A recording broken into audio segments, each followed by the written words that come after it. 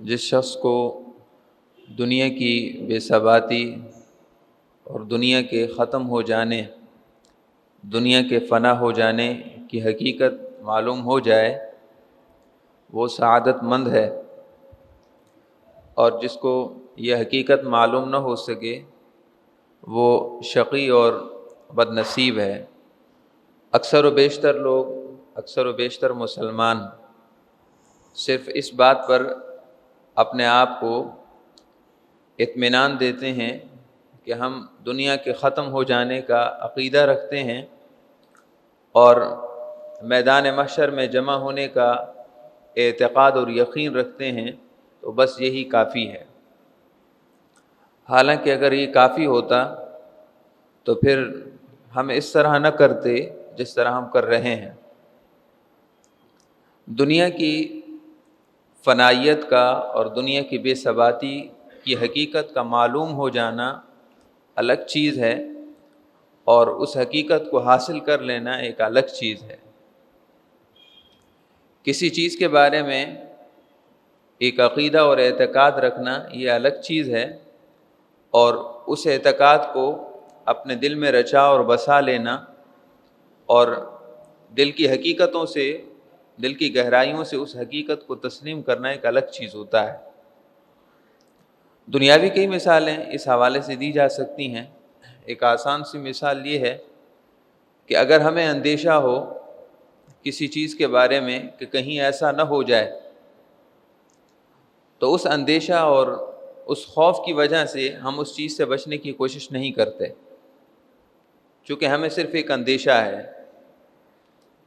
اس کے بارے میں یقینی اطلاع اور دل کی یقین کے ساتھ ہمیں اس کے بارے میں اعتقاد نہیں ہے۔ لیکن اگر اس چیز کے بارے میں پکی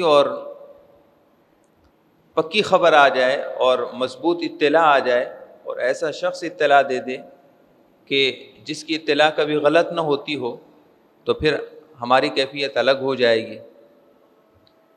فرض کیجئے اگر کوئی پیشن گوئی کر دے کہ عن قریب ساحل سمندر پر ایک طوفان قائم ہونے والا ہے، اور تھوڑی ہی دیر میں، گھنٹے بھر کے اندر ساحل سمندر پر جتنے علاقے ہیں، جتنے شہر ہیں، یہ تباہ و برباد ہو جائیں گے، صرف محکمہ موسمیات کی جانب سے ایک پکی خبر اور پکی رپورٹ آ جائے، تو ہمارے پسینے چھوٹنے لگیں گے، ہمیں کوئی اچھی چیز اچھی نہیں لگے گی، اور ہم ہر پسندیدہ چیز سے بھی اپنے دلوں کو ہٹا لیں گے، چونکہ اس محکمہ موسمیات نے خبر دی ہے جس کی اطلاع پر ہمیں یقین ہوتا ہے، لہذا ہماری ہر کام چھوٹ جائیں گے، ہمارا تمام قسم کا معاملہ اس طرف متوجہ ہو جائے گا، ساری پریشانیاں، ساری تکالیف بھول جائیں گی، اور ایک ہی تکلیف ہمارے سر پر سوار ہو جائے گی۔ لیکن اس کے برعکس ایک شخص جو کہ ویسے ہی جھوٹ بولتا رہتا ہے، غلط خبریں سناتا رہتا ہے، وہ اتھینٹک نہیں ہے، غیر مستند ہے، اس نے ہمیں اس طرح کی اطلاع دی، تو ہمارے کاموں میں فرق نہیں آئے گا۔ ہم بولیں کہ یہ تو اس کی ایسی ہی بات ہے، ممکن ہے صحیح ہو، ممکن ہے غلط ہو، بلا تشبیہ بلا تمثیل۔ قیامت کے بارے میں ہمارے احوال اور ہماری کیفیت کچھ اسی طرح ہے۔ مرنے پر یقین ضرور ہے، لیکن مرنے کے بعد جو کچھ ہونے والا ہے اس کی حقیقت سے ہم آگاہ نہیں ہیں، اس کی حقیقت کو ہم محسوس نہیں کرتے۔ مرنے کے بارے میں یقین رکھتے ہیں، مرنے کے بعد حساب و کتاب جس سختی سے ہوگا، اس کیفیت کو کبھی ہم دل کی حقیقت، دل کی گہرائیوں کے ساتھ تسلیم نہیں کر سکے، ورنہ تو ضرور فرق آتا ہماری زندگیوں میں۔ دنیا کی ظاہری زیب و زینت نے، دنیا کی نمود و نمائش نے، اچھا رہنے، اچھا پہننے، اچھی چیزوں پر سوار ہونے اور اچھی جگہوں پر جانے کی ساری سرمستیوں نے اور ساری ان چیزوں نے ہم سب کو آخرت کی فکر سے بالکل لابلد کر دیا ہے۔ اور جیسے جیسے انسان کی خواہشات بڑھتی ہیں، انسان اللہ سے دور ہوتا ہے، اور جیسے جیسے خواہشات کم ہوتی ہیں، انسان میں فکر آخرت پیدا ہوتی ہے اور اللہ کا قرب ملتا ہے۔ ہماری خواہشات ہیں کہ ختم ہونے کا نام نہیں لیتی، جس کسی کے پاس اچھی چیز دیکھتے ہیں دنیاوی اعتبار سے، اس کے پاس اچھا موبائل دیکھ لیا، اس کے پاس اچھی گاڑی دیکھ لی، اس کا اچھا گھر دیکھ لیا، اس کا اچھی جگہ آفس دیکھ لیا، اس کا اچھا کاروبار دیکھ لیا، تو ہم کہتے ہیں کاش میرے پاس بھی یہ چیز ہوتی، کاش میرے پاس بھی یہ چیز ہوتی۔ لیکن کسی اہل اللہ اور صالح کو دیکھ لیں، کسی نیک انسان کو دیکھ لیں، کسی نمازی کو دیکھ لیں تو کبھی خواہش نہیں ہوتی کاش میں اس جیسا نمازی ہو جاؤں، یہ تہجد گزار ہے، کاش میں اس جیسا تہجد گزار ہو جاؤں۔ کسی متقی کو دیکھیں کہ تقوی اور پرہیزگاری میں، حلال کمانے میں بڑا محتاط ہے، کبھی خواہش نہیں کرتے کہ کاش میں ایسا ہو جاؤں۔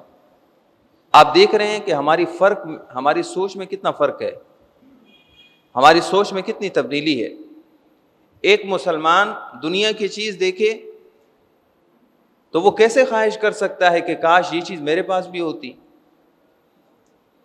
یہ تو ایک کافر اور منافق کی سوچ ہے کہ کسی کے پاس دنیا کا زیب و زینت دیکھ کر وہ کہتا ہے کاش میرے پاس یہ ہو، اور اگر آخرت کی چیز دیکھتا ہے تو وہ کہتا ہے کہ یہ تو ان لوگوں کا کام ہے، میرا کیا اس سے۔ آئیے قرآن پاک کی وہ آیتیں سنتے ہیں جن میں اللہ تعالیٰ نے اس فرق کو بیان کیا ہے۔ قارون کے پاس بہت خزانہ تھا، مال و دولت کے انبار تھے، اتنی مال و دولت تھی کہ قرآن پاک نے اس کے مال و دولت کے انبار کو ان لفظوں کے ساتھ بیان فرمایا ہے، وَآتَيْنَاهُ مِنَ الْكُنُوزِ مَا إِنَّ مَفَاتِحَهُ لَتَنُوءُ بِالْعُصْبَةِ۔ ہم نے قارون کو اتنے خزانے عطا کیے تھے کہ جس کی چابیاں ایک طاقتور گروہ، ایک طاقتور جماعت صرف اس کی چابیوں کو اٹھایا کرتی تھی، اس کے پاس اتنے خزانے تھے۔ لَتَنُوءُ بِالْعُصْبَةِ أُولِي الْقُوَّةِ، خزانوں کا اندازہ خود لگا لیجئے، صرف خزانوں کی چابیاں، خزانے جن تجوریوں میں تھے ان تجوریوں کی چابیاں اس قدر کثیر تھیں کہ اس کو اٹھانے کے لیے گروہ چاہیے تھا۔ اور یہ کوئی فلسفہ نہیں، قرآن پاک کے لفظ ہیں۔ ان مفاتیحہ، مفاتیح مفتاح کی جمع ہے اور چابی کو کہتے ہیں مفتاح۔ مفاتیحہ لتنوء بالعصبہ، اس کی چابیوں کو اٹھانے کے لیے گروہ چاہیے تھا۔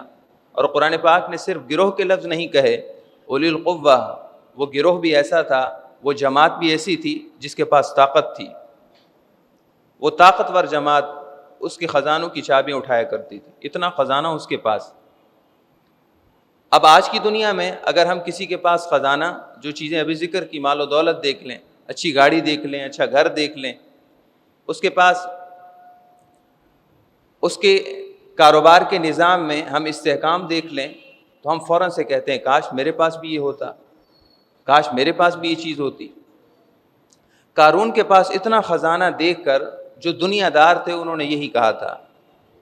اللہ تعالیٰ نے ارشاد فرمایا وَخَرَجَ عَلَىٰ قَوْمِهِ فِي زِينَتِهِ، ایک روز فرعون اپنے گھر سے نکلا، اچھے گھوڑے پر سوار تھا، گھوڑے کو ہیرے اور جواہرات سے اس نے مزین کر رکھا تھا، اچھے سے اچھا لباس پہنا، اس کے ارد گرد خدماء تھے، خادمین تھے، اور بڑی جاہ و حشمت کے ساتھ وہ اپنی سواری پر سوار ہو کر نکلا، آگے پیچھے اس کے لشکر تھے، اتنے زیب و زینت کے ساتھ، اتنے تمتراک کے ساتھ نکلا کہ اس کی قوم کے وہ لوگ جو یریدون الحیات الدنیا، جو دنیا کے بندے تھے، جو دنیا کو چاہتے تھے اور جو دنیا دار تھے، وہ فوراً سے کہنے لگے یا لیت لنا مثل ما اوتی قارون، اے کاش جیسا قارون کو دولت ملی ہے ہمارے پاس بھی اتنی دولت ہوتی، جیسے قارون کے پاس خزانے ہیں کاش ہمارے پاس بھی اتنے خزانے ہوتے۔ جن کی نظر دنیا پر تھی انہوں نے فوراً سے دنیا کی خواہش کی، جن کی نظر ہمیشہ ظاہر پر جاتی تھی انہوں نے ظاہر دیکھ کر کہا کاش یہ ظاہر ہمارے پاس بھی ہوتا۔ انہ لذو حظ عظیم، اس کو تو دنیا کا بہت بڑا حصہ دیا گیا ہے، اس کے پاس تو بڑی دولت ہے، کاش یہ دولت ہمارے پاس بھی ہوتی۔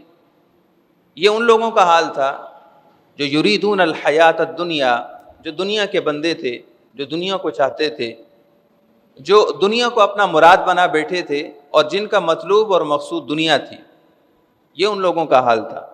لیکن اس کے علاوہ موسیٰ علیہ السلام کے چاہنے والے بھی تھے، ان کی سنگت اور صحبت میں بیٹھنے والے بھی تھے۔ موسیٰ علیہ الصلاۃ والسلام کے فیض یافتہ بھی تھے، جو آپ کے ارد گرد بیٹھتے تھے، آپ کی بات سنتے تھے، اور اللہ کا کلام جو آپ پر اترتا تھا اس کو سنتے تھے۔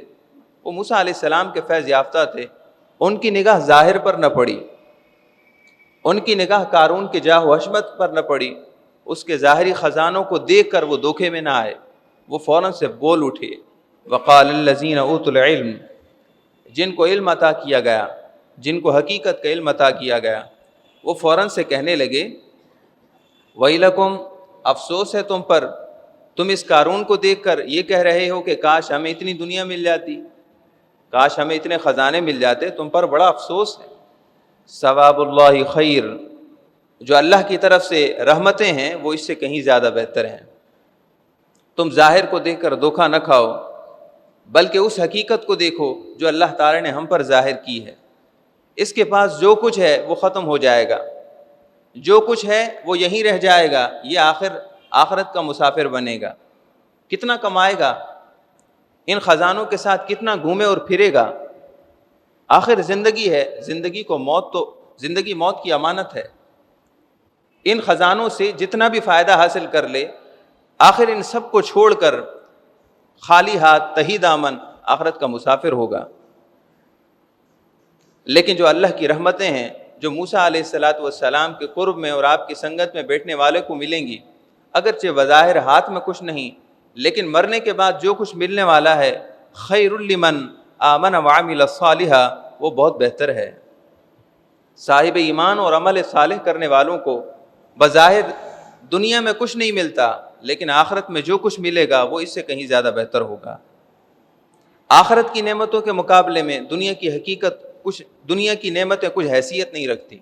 نبی کریم صلی اللہ علیہ وسلم نے ارشاد فرمایا کہ اگر دنیا کی نعمتوں کی اللہ کے ہاں کوئی حقیقت ہوتی، کوئی قدر ہوتی، تو اللہ تعالیٰ کسی کافر کو مچھر کے پر کے برابر بھی دنیا کی نعمتیں نہ دیتا۔ اگر دنیا کی نعمتوں، دنیا کی ظاہری زیب و زینت کی کچھ حقیقت، کوئی قدر و قیمت اللہ کے ہاں ہوتی، تو ایک کافر کو اس میں سے ایک مچھر کے پر کے برابر معمولی حصہ بھی نہ ملتا۔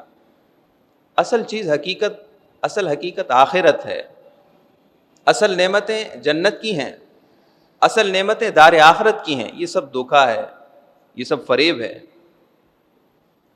جس نے شریعت کے دائرے میں رہ کر اپنی زندگی گزاری وہی سعادت مند ہے۔ ہمیں دنیا کی زیب و زینت نے اس طرح دھوکے میں ڈال دیا کہ ہمارے ارد و گرد رہنے والے اکثر لوگ دنیا دار ہیں، تو ہم بھی دنیا دار بن گئے۔ حالانکہ حقیقت یہ نہیں ہے۔ حقیقت اس شخص کو سمجھ میں آتی ہے جو کہ آخرت کے بارے میں غور کرتا ہے۔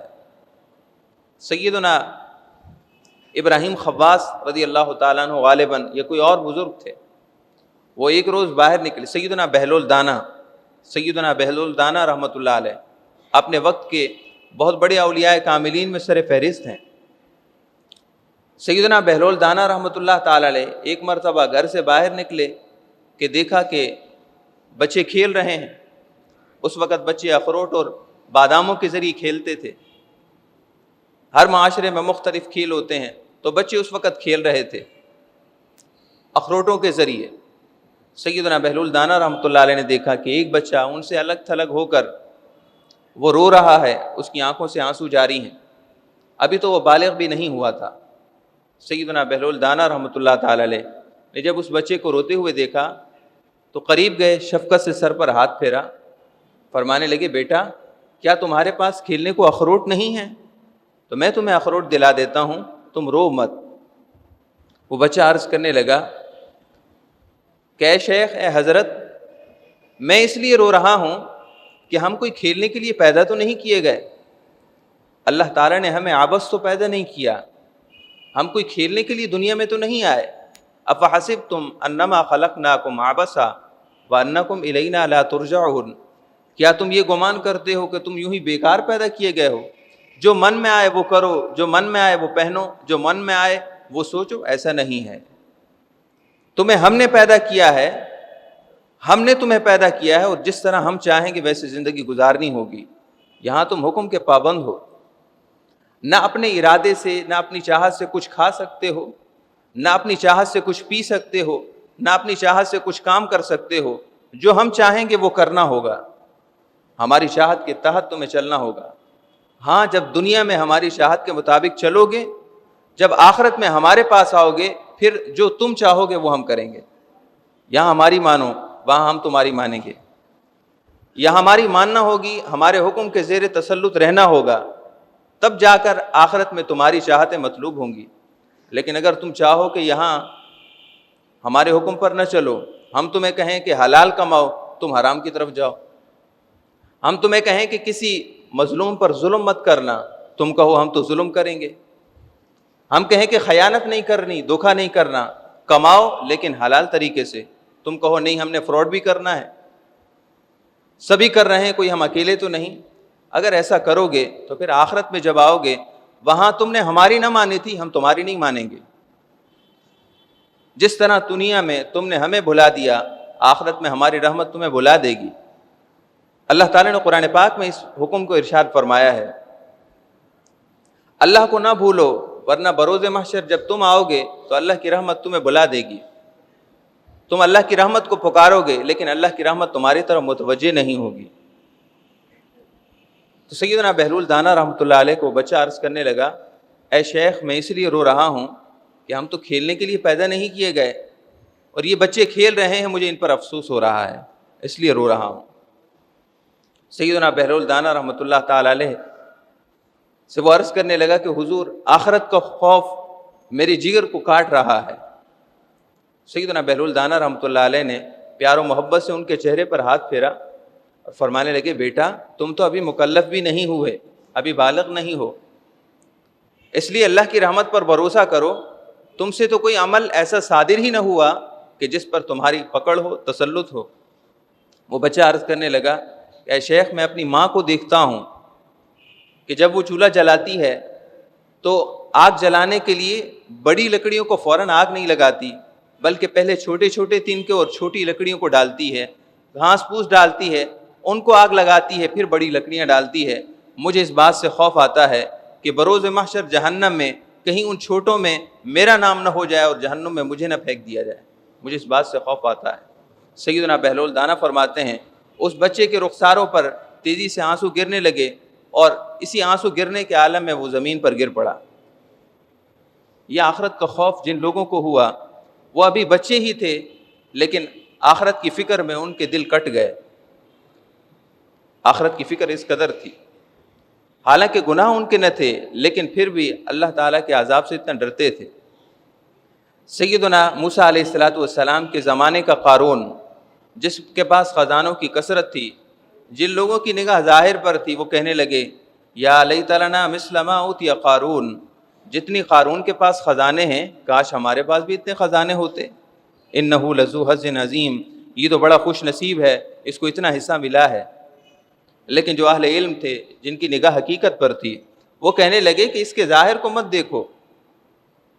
وَيْلَكُمْ ثواب اللہ خیر لمن آمن وعمل صالحا, جو دنیا میں اللہ کی اطاعت کے مطابق زندگی گزارتے ہیں, آخرت میں جو ان کو ثواب ملے گا وہ اس سے کہیں زیادہ بہتر ہوگا. وَلَا يُلَقَّاهَا إِلَّا الصَّابِرُونَ, اور وہ آخرت کی نعمتیں انہی کو عطا کی جاتی ہیں جو صبر سے رہتے ہیں. صبر سے رہتے ہیں, تھوڑا ملتا ہے اس پر صبر کرتے ہیں. فَخَسَفْنَا بِهِ وَبِدَارِهِ الْأَرْضِ, پھر ہوا کیا, نتیجہ یہ نکلا کہ موسیٰ علیہ السلام نے قارون کو سمجھایا اور فرمایا, اتنا خزانہ رکھتے ہو, غریبوں کا حق نکالا کرو, مظلوموں کا حق دیا کرو, یہ اللہ نے تمہیں دیا ہے, لہذا اللہ کے حکم پر غریبوں کا حق دو. وہ کہنے لگا, اللہ نے مجھے کہاں دیا ہے, یہ تو خود سے میں نے اپنی صلاحیتوں کی بنیاد پر کمایا ہے. میں نے علم حاصل کیا, میں نے صلاحیت حاصل کی, میں نے کاروبار میں تجربہ حاصل کیا, میرے پاس سوچ تھی, میرے پاس فکر تھی, میرے پاس ایک پلان تھا, اس کے تحت میں نے یہ ساری دولت کمائی ہے. انسان یہی سوچتا ہے. اس کے کاروبار کو ترقی ہو تو وہ سمجھتا ہے کہ یہ میری ہیلہ سازیوں کا نتیجہ ہے, یہ میری صلاحیت تجربہ کا نتیجہ ہے, یہ میری فکر کا نتیجہ ہے کہ میں اس قدر ترقی کر رہا ہوں. اگر بندہ خود اس قدر ترقی کرتا تو اس سوچ سے بڑھ کر کئی صلاحیت والے انسان اور بھی تو ہیں, وہ کیوں فٹ پاتھوں پر بیٹھے ہوئے ہیں.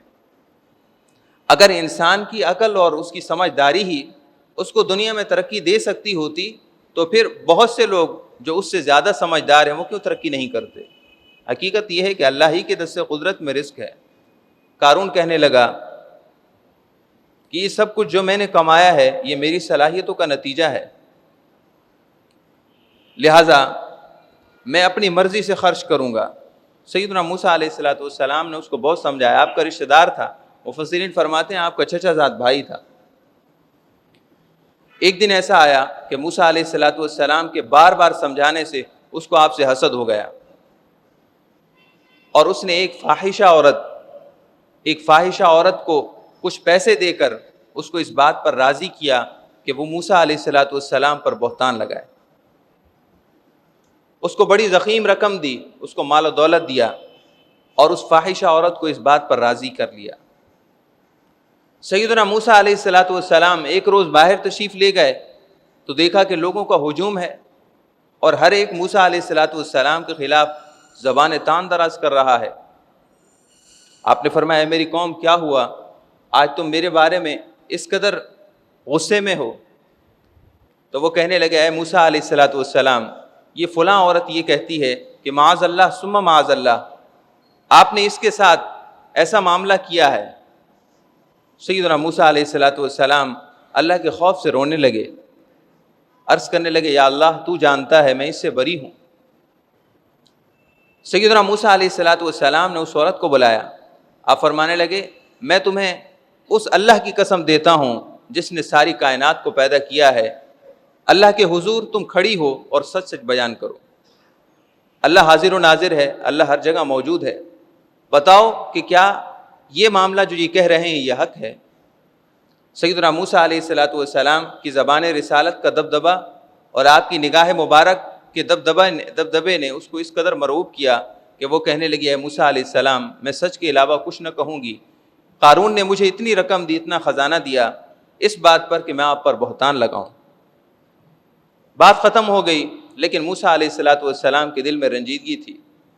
آپ کو بہت دکھ ہوا کہ جس قوم کے لیے آپ اس قدر مشقت اٹھا رہے ہیں، ان کو اللہ کے عذاب سے بچا کر آخرت کی فکر اور آخرت کی نعمتوں کی طرف بلا رہے ہیں، اس قوم نے آپ کے ساتھ یہ سلوک کیا۔ موسیٰ علیہ السلام سجدہ ریز ہو گئے اور اللہ کے حضور کافی دیر تک روتے رہے۔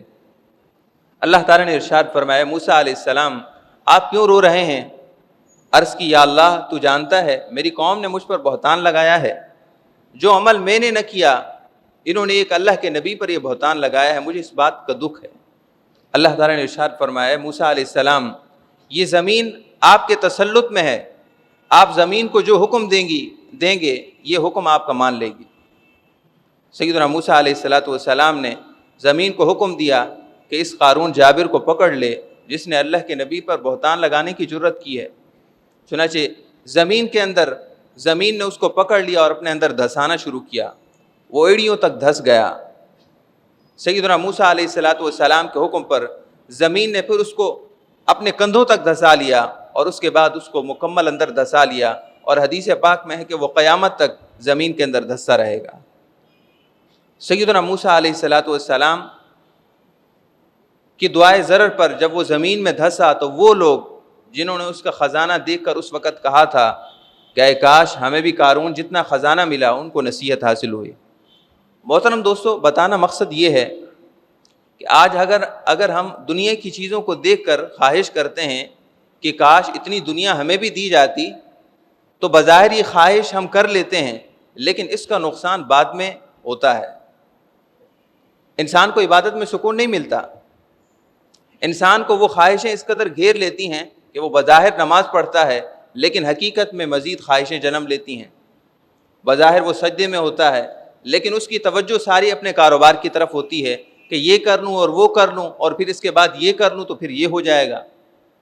اس کو نماز میں سکون نہیں ملتا، اس کو تلاوت میں سکون نہیں ملتا، اس کو عبادت میں سکون نہیں ملتا۔ جس کی دنیا کی خواہشیں بڑھتی رہیں گی اس کی عبادت کا سکون ختم ہوتا رہے گا۔ جو اپنے دنیاوی خیالات کو اپنے اوپر غالب کر لے گا، کبھی روحانی خیالات اس پر غالب نہیں ہو سکیں گے۔ ہماری نمازوں کا سکون اس وجہ سے چھن گیا کہ ہم خواہشات دنیا کے بیمار بن چکے ہیں۔ عبادتوں میں روحانیت اس لیے ختم ہو چکی ہے کیونکہ ہمارے ذہن میں دنیاوی قسم کے شیطانی خیالات غالب ہو چکے ہیں. ہم چاہتے ہیں اس کے ساتھ ایسا کر دیں تو پھر ایسا ہو جائے گا. برا سوچنے نے اور بری خواہشات نے ہمیں ایک دوسرے پر ظلم اور تعدی پر بھی جری کر دیا ہے. ہم کسی کی حق تلفی میں ذرا بر گھبراتے نہیں کیونکہ اپنی خواہش کو حاصل کرنے کے ہم عادی بن چکے ہیں. اور جو آخرت کے بارے میں سوچ رکھتا ہو اس کی دنیاوی خواہشیں کم ہو جاتی ہیں. تو جن لوگوں نے قارون کے خزانے کے بارے میں کہا تھا کاش وہ ہمیں دیا جاتا، اس وقت انہیں نصیحت حاصل ہوئی اور وہ کہنے لگے وَإِكَأَنَّ اللَّهَ، افسوس کہ ہم نے اس وقت یہ سوچا تھا اللہ یبسط الرزق لمن یشاء من عبادہ ویقدر، اللہ ہی ہے جس کے لیے چاہتا ہے رزق بڑھا دیتا ہے، جس کے لیے چاہتا ہے رزق تنگ کر دیتا ہے. یہ تو اللہ کی مشیت ہے، یہ تو اللہ کے فیصلے ہیں. دنیا کی ظاہر جس کے پاس ہے وہ حقیقت میں کچھ نہیں، اور جس کو آخرت کی فکر ہے اس کے پاس سب کچھ ہے. رسول اللہ صلی اللہ علیہ وسلم ارشاد فرماتے ہیں کہ اللہ دنیا ہر کسی کو دیتا ہے، اللہ تعالیٰ دنیا ہر کسی کو دیتا ہے، خواہ کسی کو پسند کرتا ہے یا نہیں کرتا، کسی کو محبوب رکھتا ہے یا نہیں رکھتا. دنیا ہر کسی کو دیتا ہے، کسی کو کم کسی کو زیادہ. لیکن اللہ علم آخرت، علم حقیقت اور آخرت کی فکر اس کو دیتا ہے کہ جس سے اللہ محبت فرماتا ہے. فکر آخرت اسی کے پاس ہوگی. لولا امن اللہ علینا لخسف بنا، جب انہوں نے قارون کا نتیجہ دیکھا تو وہ کہنے لگے اللہ کا فضل تھا کہ اس نے قارون کے ساتھ ہمیں زمین میں دھسایا نہیں، حالانکہ ہم مستحق تو اسی کے تھے. چونکہ جس کی خواہش ہم نے کی تھی وہ اس کو حاصل تھا، اور ہم بھی خواہش کر رہے تھے کاش ہمارے پاس بھی یہی کچھ ہوتا. تو جس طرح اس کا حال ہوا، شکر ہے کہ ہمارا یہ حال نہ ہوا. اگر اللہ کا فضل نہ ہوتا، اگر اللہ کا فضل نہ ہوتا لخسف بنا، تو ہم بھی زمین میں دھسا دیے جاتے. وَإِكَأَنَّهُ لَا يُفْلِحُ الْكَافِرُونَ، اور معلوم ہوا کہ جو کافر ہیں اور جو اللہ کے ناشکرے ہیں وہی نامراد ہوتے ہیں. اللہ رب العزت ہم سب کو ہمیشہ آخرت کی فکر کرنے اور دنیا سے اپنا تعلق توڑنے کی توفیق عطا فرمائے.